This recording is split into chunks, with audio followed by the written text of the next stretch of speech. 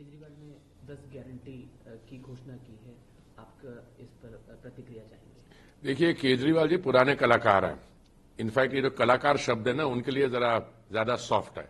एक तरीके से देखा जाए, केजरीवाल जी बहुत बड़े फ्रॉड है।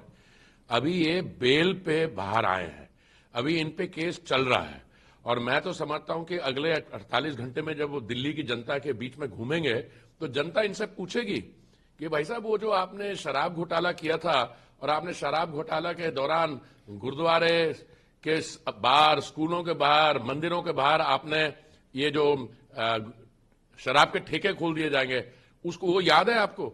आपको याद है आपने दिल्ली में एक नया अस्पताल नहीं बनाया? हमारे स्कूलों की क्या हालत थी? और जब महामारी का सामना करना पड़ा, जो इन्होंने मोहल्ला क्लिनिक बनाए थे, उन्होंने क्या किया? भाग गए। डॉक्टर भी नहीं थे, कंपाउंडर थे।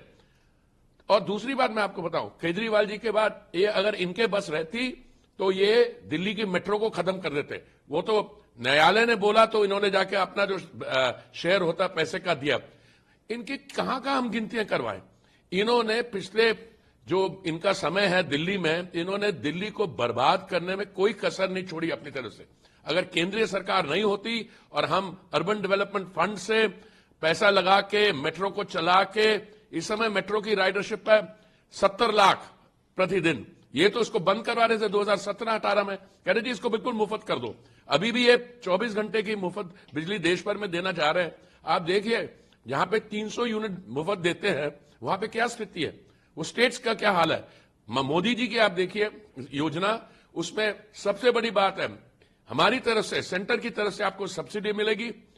उस सब्सिडी लेके आप अपने आवास के छत के ऊपर एक सोलर पैनल लगाइए। उस सोलर पैनल से जो बिजली मिलेगी वो 300 यूनिट आप यूज कीजिए, और अपनी बिजली, घर का खर्चा जो है बिजली का, वो उससे लीजिए।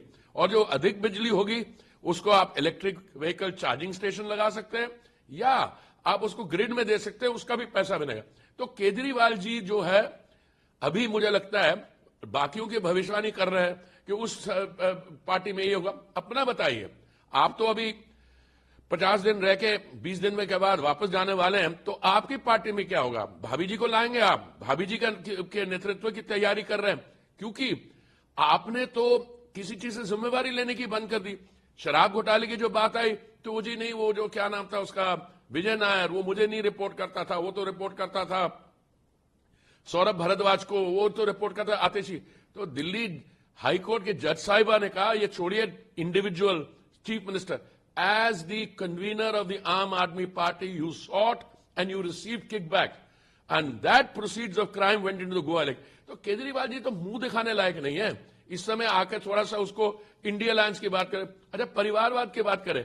अगर भाभी जी को आप अपना वेतन देते हैं तो ये क्या, ये डेमोक्रेसी है?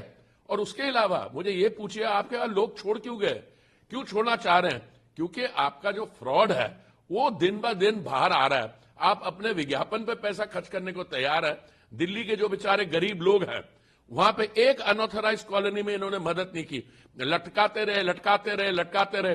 बाद में पता लगा ये क्या कर रहे थे, ये अनऑथराइज कॉलोनीज में इनके साथ जो जुड़े लोग खरीद रहे थे सामान के, जब रेगुलराइज होगी तो उसमें पैसा बनाएंगे।